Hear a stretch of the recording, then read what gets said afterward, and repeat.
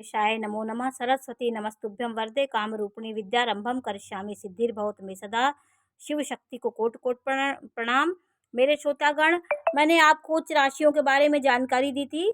आज अब मैं आपको उन नीच राशियों के बारे में जानकारी दूंगी कि किस राशि में कौन से ग्रह नीच के हो जाते हैं। ये जानना आपके लिए बहुत ज़रूरी होता है। इसी से फलादेश किया जाता है। आपके ग्रह नीच के हैं तो वो कम फल देने वाले हो जाते हैं, उच्च के हैं तो वो महान फल देने वाले होते हैं, उस भाव को बलि कर देते हैं। तो आज मैं आपको नीच के ग्रहों के बारे में जानकारी दूंगी कि देखिए, शनि जो होता है वो तुला राशि में उच्च का होता है, तो उसके ठीक सामने जो राशि है मेष राशि में वो नीच का हो जाता है। तो मंगल की राशि में शनि नीच का हो जाता है और मंगल जो है वो कर्क राशि में नीच का हो जाता है। मंगल कर्क राशि में नीच का हो जाता है। वो जल तत्व राशि होती है, तो वो अपनी अग्नि तत्व, अपनी आक्रामकता, अपनी जोशीलापन वो खत्म हो जाता है, उसका वो नीच का हो जाता है।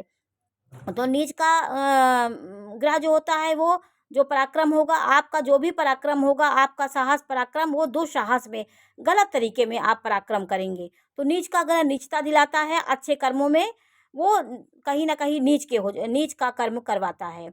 और शुक्र जो होता है वो 12वें भाव में मीन राशि में उच्च का होता है। 12वें भाव में शुक्र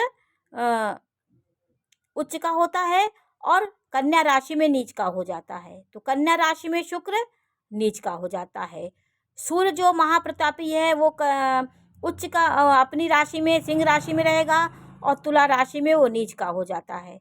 तो आज मैं नीच राशियों के बारे में आपको जानकारी दूंगी कि कैसे नीच राशियां हो जाती हैं। 7वें नंबर पे इस समय कार्तिक के महीने में सूर्य नीच का हो जाता था, हो जाएगा।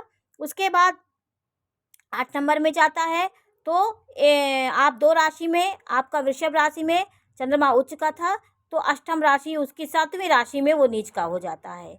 वो अपने जो एक कल्पना, ज्ञान, गुण, विवेक, कल्पना होती है वो क्षीण हो जाती है। वो व्यक्ति आपका वो गुण उसके थोड़े से खत्म हो जाते हैं। तो वृश्चिक राशि में नीच का चंद्रमा हो जाता है, वो उलझन उसको पैदा करता है। वो उस तरह उस चंद्रमा के गुणों से उसके अंदर कम होंगे। तो और बृहस्पति जो होता है वो बृहस्पति की राशि 4 राशि में बृहस्पति उच्च का होता है, तो मकर राशि में नीच का हो जाता है। तो एक बार फिर से आप जान लीजिए कि शनि जो होता है वो मेष राशि में नीच का हो जाता है, मंगल कर्क राशि में नीच का होता है और शुक्र जो है वो कन्या राशि में नीच का हो जाता है, सूर्य तुला राशि में नीच का होता है और वृश्चिक राशि में चंद्रमा नीच का होता है और मकर राशि में बृहस्पति नीच का हो जाता है। बुध जो होता है वो मीन राशि में नीच का हो जाता है। तो ये नीच की राशियां हुई, ये उच्च की राशियां, ये नीच की राशियां।